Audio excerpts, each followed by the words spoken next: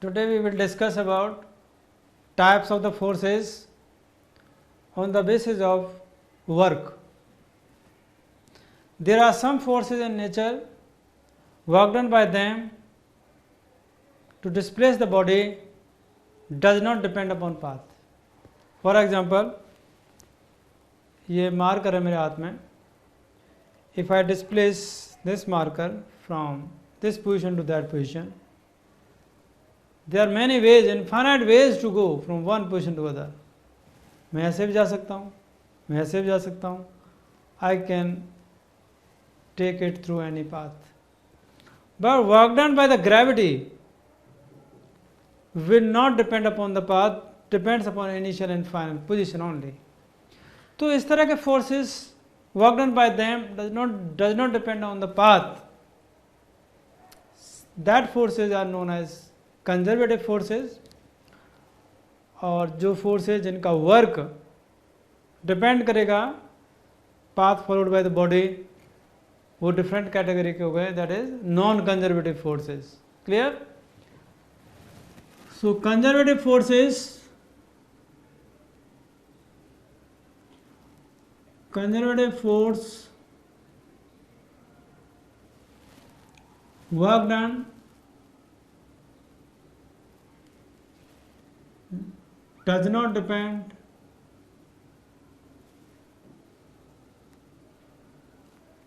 on path but depends on initial and final position. इसके examples हैं force of gravity, spring force, force between charges,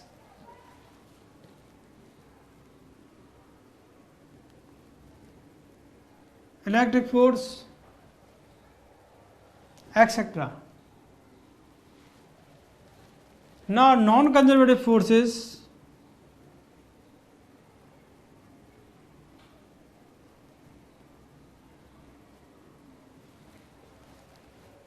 clearly work done depends on the path.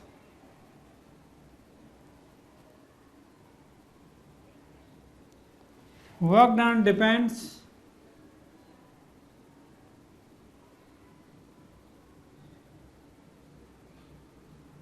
on path. For example, friction, viscous force in the liquids,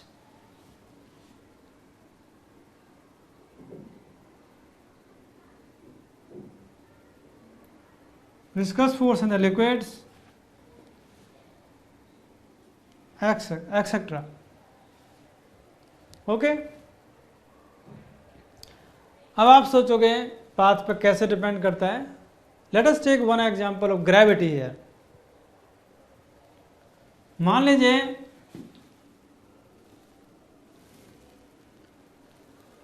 a block is displaced from A to B. Let us take one path like this,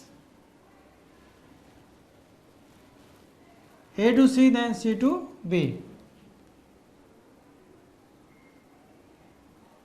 mg force is acting vertically downwards. External force is applied like this. It is displaced along AC. मान लीजिए AC is L and BC equal to H. It is L, that is H. Suppose करिए that angle be theta angle.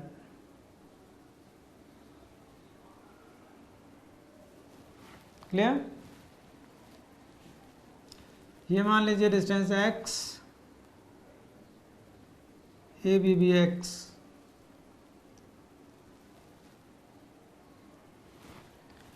तो body is taken from A to B through this path. पहले it is A से C तक, then C to B. Clear? Okay. Let us calculate work done by gravity here, because I am going to check how the work done of these forces independent on the path. Okay. So work done by gravity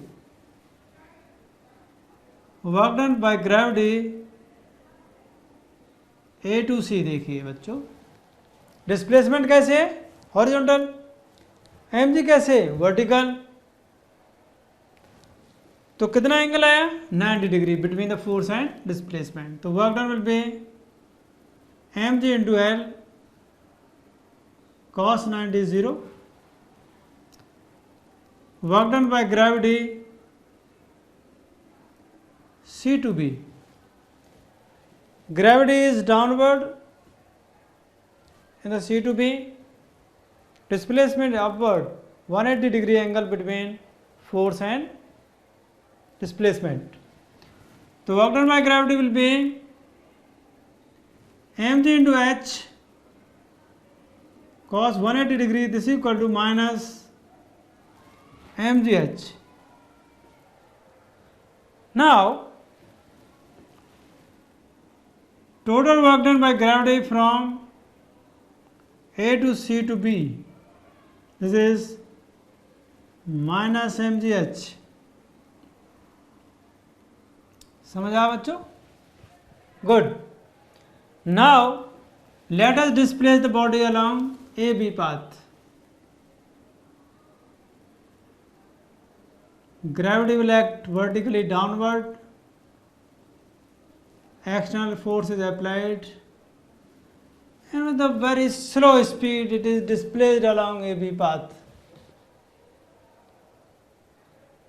जरूर नहीं है slow speed, because we are going to find out work done by mg only. So anyhow it is displaced along AB path. So displacement is along AB. Displacement is along AB and force is mg here. Clearly that angle is 90 plus theta.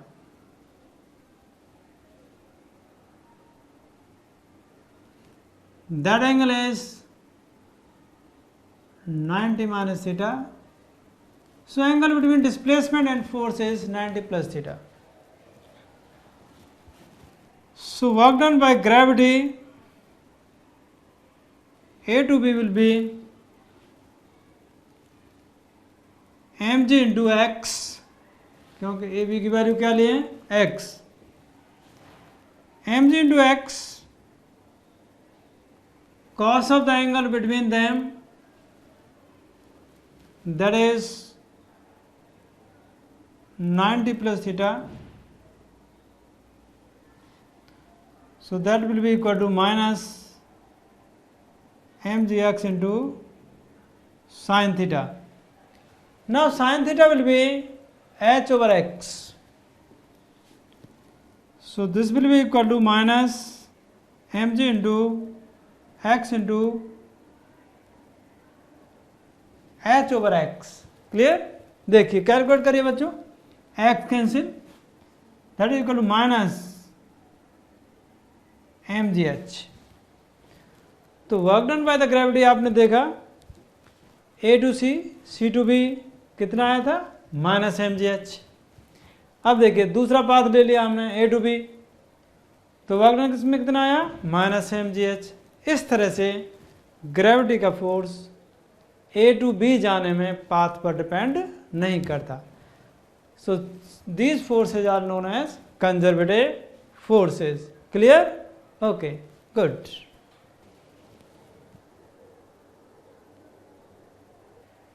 Let us discuss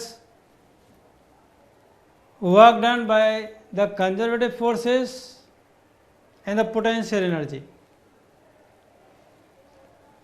Potential का मतलब something is stored, some potential is there, या potential या ability to do some work in this case.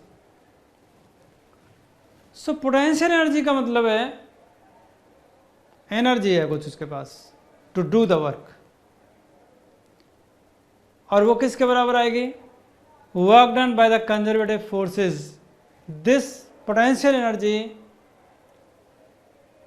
Only defined for conservative forces. उनका जो work होगा वो store हो जाता है. फॉर एग्जाम्पल,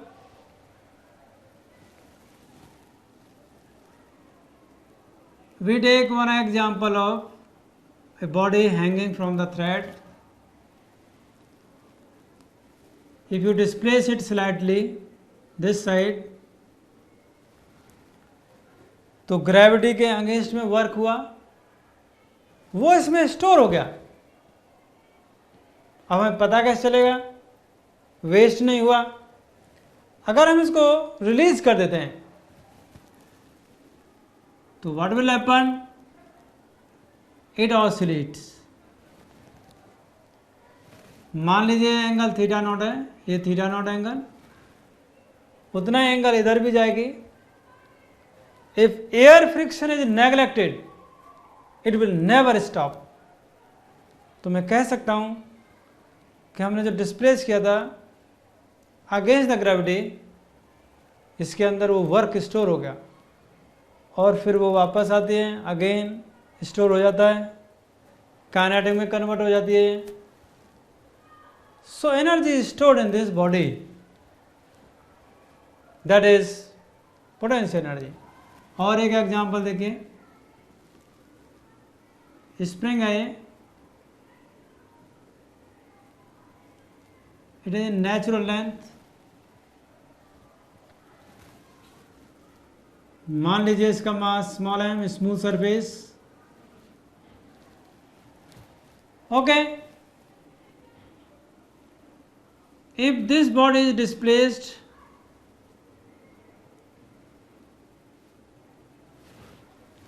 सपोज करिए it is displaced by distance x, some external force is applied. तो जो एक्सटर्नल फोर्स था उसने वर्क किया against the spring force.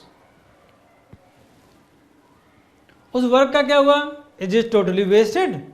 No, it is stored here again. कैसे पता चलेगा? If you release it, it come back to the initial position, natural length में आती है, स्पीड होती है उसकी, काइनेटिक एनर्जी होती है उस समय, due to inertia of motion it goes this side, stop होती है, again come back to the same position. If all the friction neglected, then it will never stop. Energy is stored, converted into kinetic, the process goes on. तो जब हमने इसको displace किया था तो इसके अंदर एनर्जी जो वर्क था वो against the spring force store हो गया. ऐसा सभी फोर्सेस के लिए नहीं होता, it is only for conservative forces. Friction के लिए तो आप जानते हो, फ्रिक्शनल फोर्स को जैसे नॉन कंजर्वेटिव है, मैं आपको चेक करके बताता हूँ. जैसे मेरा हाथ है, रफ सरफेस है और ये मार्कर है, मान लीजिए मैंने इस मार्कर को इधर डिस्प्लेस कर दिया. I have done work here against the friction force, but it is not going back, it has no tendency to going back. तो मैं कह सकता हूँ इसके अंदर जो मैंने वर्क किया था वो एनर्जी में वो स्टोर नहीं हुआ. Just like these two examples. तो friction is totally different force than these were. आया बच्चों समझ? जैसे work done against the friction store नहीं हुआ, यहाँ पे work done against spring store हो गया, it is going back, coming back. ये इसमें एनर्जी है, ऑसिलेट करती रहती है. Same cases here. So we will define potential energy for conservative forces. Potential energy को हम U से डिनोट करेंगे, the symbol of potential energy. जितने भी फोर्सेज होंगे, ग्रेविटी का तो ग्रेविटी के लिए पोटेंशियल एनर्जी हो जाएगी, स्प्रिंग तो स्प्रिंग के लिए पोटेंशियल एनर्जी है क्या? stored work, you can write it work stored. इनके जो कंजर्वेटिव फोर्सेस है उनके अगेंस्ट में वर्क स्टोर हो जाता है, बस वही पोटेंशियल एनर्जी है. Let us discuss potential energy for the conservative force gravity और स्प्रिंग ऑल्सो. सभी के लिए जो चेंज आएगा पोटेंशियल एनर्जी में चेंज वो होता है minus DWC, the very important result. C for conservative forces, work done against conservative forces, negative of the against conservative forces, that is equal to change in potential energy of the body. If you integrate it,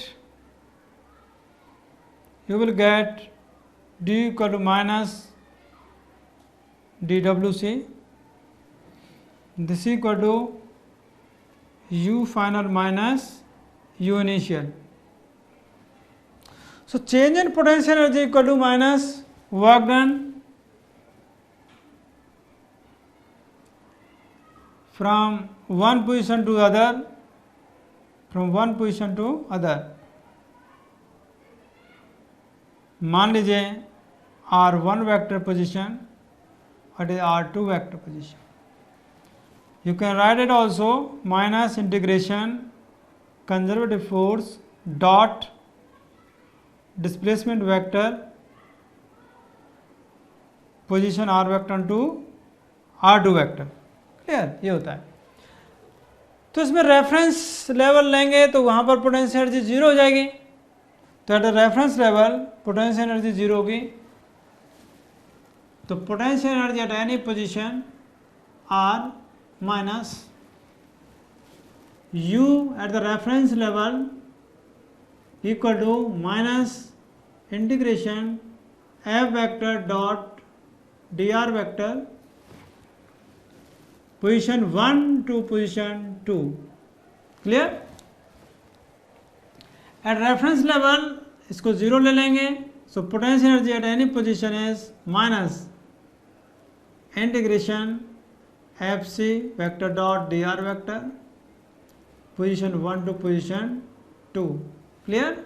और this equal to minus W C position reference to any position R, or you can write here reference level to any position R. Clear. यहाँ भी लिख सकते हो reference position to position R. तो ये हो जाएगी पोटेंशियल एनर्जी के definition. Clear. Let us take one example to understand the concept of potential energy. For gravitation potential energy मैंने मान लीजिए रेफरेंस लेवल ये है, इट इज रेफरेंस लेवल. यहाँ पर ग्रेविटेशन की पोटेंशियल एनर्जी जीरो लूंगा मैं. At height H potential energy कितनी आएगी अगर मैं सेम डेफिनेशन अप्लाई करूं. U at H position will be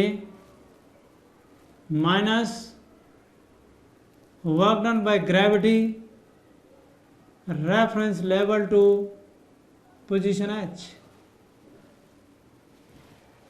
किसी बॉडी को हमने डिस्प्लेस करना है, मान लीजिए इस बॉडी को डिस्प्लेस करना है ऊपर. मास ऑफ द बॉडी भी m. So mg is acting vertically downward. Displacement is up 180 degree angle between displacement and force. तो minus mg into h cos 180 degree. This is equal to mgh. So it is potential energy at the position h. Taking this one as reference level. अगर मैं यहाँ निकालना चाहूँ H नीचे, तो gravity का force किधर लग रहा है, डाउनवर्ड, डिस्प्लेसमेंट किधर है, नीचे. सो इन दिस केस यहाँ पर जो पोटेंशियल एनर्जी होगी minus work done by gravity mg downward, displacement downward, positive,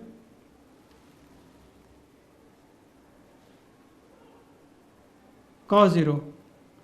So u at that position will be minus mgh.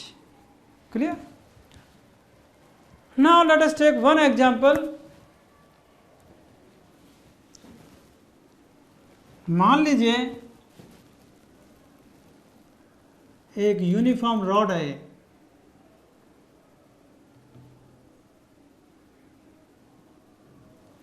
uniform rod is standing on the floor. Suppose I take reference level floor का ले लिया, तो मेरे को इसकी potential energy निकालनी. मान लीजिए इसका मास है m, लेंथ bl, तो इसकी पोटेंशियल एनर्जी निकालनी है. Mass is distributed on the whole length, different points are there, सभी पॉइंट्स की डिस्टेंस वेरी करेगी, तो मास की हाइट डिफरेंट है. यहां पर क्या करेंगे बच्चों, सोचो जरा. Yes, we will take element here. Good. तो इसमें एक एलिमेंट ले लिया इस तरह से. मान लीजिए दिस बी x डिस्टेंस और एलिमेंट की लेंथ मान लीजिए dx. क्लियर? यहां जो एलिमेंट आएगा इसका मास कितना आएगा, dm will be equal to, uniform rod है, कितना आएगा, mass per unit length into length of the element, m over l into dx. The very small element, point ही मान सकते हो. तो ये जो dm मास है इसकी पोटेंशियल एनर्जी निकाल सकते हैं हम. वो कितनी आएगी, du, that equal to dm into g into x. अभी जो हमने किया बच्चों आप देख सकते हैं. Okay, let us put value of dm here. So du equal to m over l into dx into gx. Integrate it. This equal to mg over l integration x dx 0 to l. So clearly u equal to, calculate करो बच्चों, इसका integration निकालिए इसका.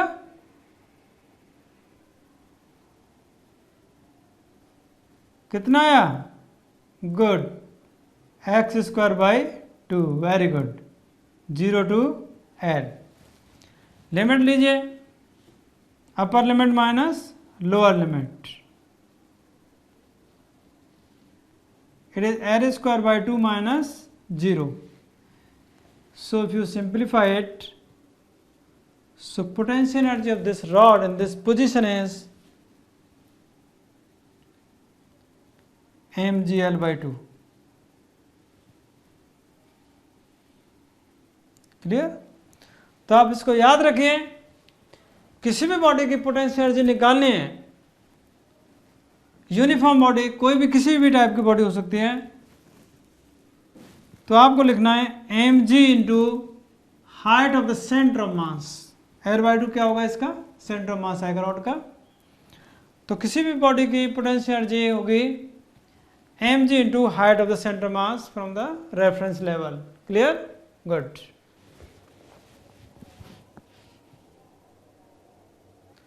Let us calculate potential energy for the force exerted by the spring.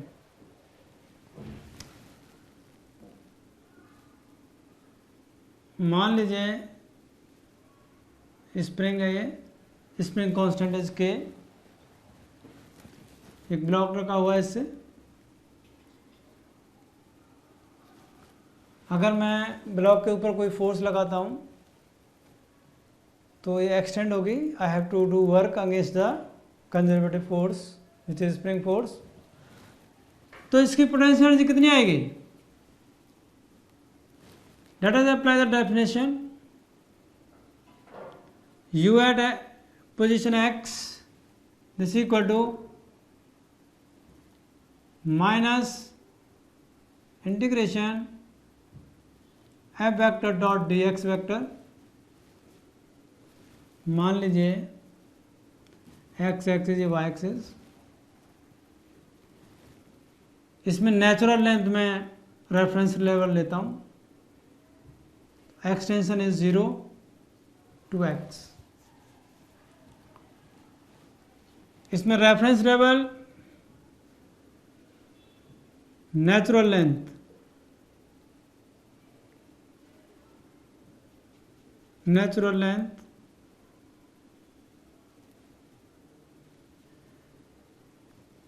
Of the spring.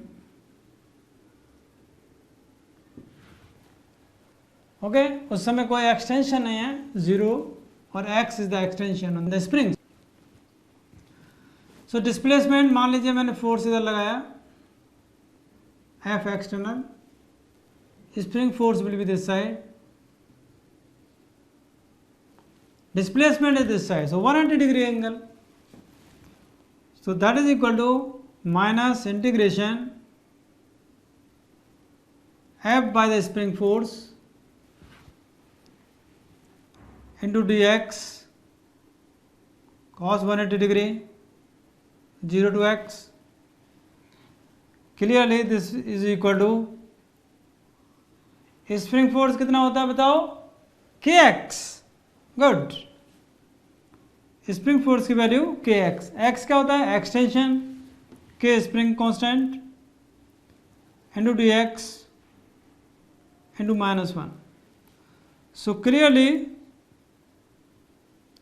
potential energy of the spring when change in length bx in the spring is equal to k integration x dx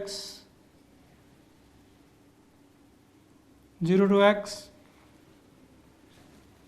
this is equal to k, integrate करो बच्चों, that is x square by 2, good, 0 to x। so clearly potential energy of the spring is when it is extended by x half kx square, it is the energy of the spring। okay, let us take one example। मान लीजिए the two springs are attached like this, spring constants are k1 k2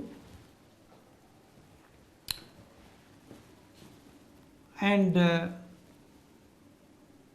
natural length मान लीजिए, इस समय natural length में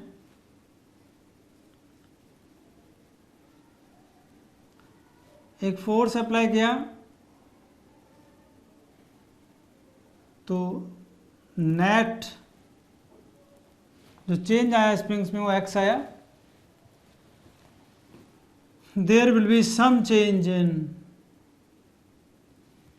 this spring, natural length मान लीजिए L0, इसकी भी L0 मान लीजिए, L0 प्लस x1, इसकी जो नेचुरल लेंथ से चेंज हो गया मान लीजिए।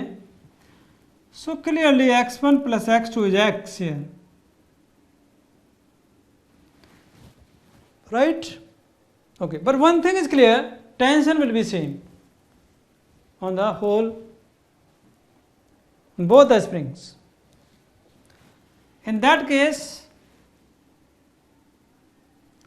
k1 into x1 equal to k2 into x2, so x1 over x2 equal to k2 over k1। x1 x2 का रेशियो आ गया, x1 x2 का सम पता है, ये पता चल जाएगा कि x1 की वैल्यू कितनी है। x1 कितना आएगा? If you solve it you will get k2 over k1 plus k2 into x, x2 equal to k1 upon k1 plus k2 into x. तो इसके अंदर कितनी एनर्जी आएगी? इन दिस स्प्रिंग एनर्जी आएगी, बिकॉज x1 इसमें extension है, half k1 into x1 square. x1 की value रख सकते हैं k2 square divided by k1 plus k2 whole square into x square. Similarly, you can find energy stored in this spring, that will be half k2 into x2 square, that is equal to k1 square into x square divided by k1 plus k2 का whole square. Clear? Okay, तो ये था energy stored in the spring. कितनी आएगी? Spring force is conservative, जिसकी वजह से energy आई है। Clear? Okay, let us move to next problem. ये एक स्फीयर है, इसमें एक चेन है, uniform chain of length L, इस तरह से इसके ऊपर है, मास ऑफ द चेन भी स्मॉल है। तो इसकी पोटेंशियल एनर्जी निकालनी है हमें, और रेफरेंस लेवल मान लीजिए ये सेंटर से हॉरिजॉन्टल लेवल है, इट इज रेफरेंस लेवल। तो अगेन द मास का डिस्टेंस डिफरेंट है, again we have to take element. तो यहाँ पर मैंने एलिमेंट ले लिया, ये very small at angle theta, और ये डी थीटा एंगल। तो जो स्मॉल पार्ट है इसकी लेंथ कितनी आएगी? R D theta. गुड। इसका मास कितना आएगा बच्चों? dm, mass of the unit length into length of the element. Clear? Length of the element is R D theta. ये आ गया dm की वैल्यू। अब इसकी हाइट कितनी है? यहाँ से इसकी हाइट है आर कॉस थीटा। क्लियरली ये थीटा आर कॉस थीटा इसके बराबर, ये आर कॉस थीटा आएगा, ये भी R cos theta. So potential energy you can write here dm into G into R cos theta. Clear? dm की value रखें, dm is mg, dm is m into r into d theta divided by l. It is dm into g into r cos theta. Simplify it. So du equal to m into g into r square divided by l into cos theta d theta. Clear? Okay. Now theta naught angle will be arc over radius, length of the arc, length of the chain divided by radius. Integrate it. This will be potential energy of the chain for this reference level is equal to mgr square divided by l integration cos theta D theta. Limit कहाँ से कहाँ तक आएगी? 0 to theta naught. So this will be equal to mgr square divide by l integration of बताइए cos theta का sin theta. Very good. 0 to theta naught. So potential energy of the chain in this position will B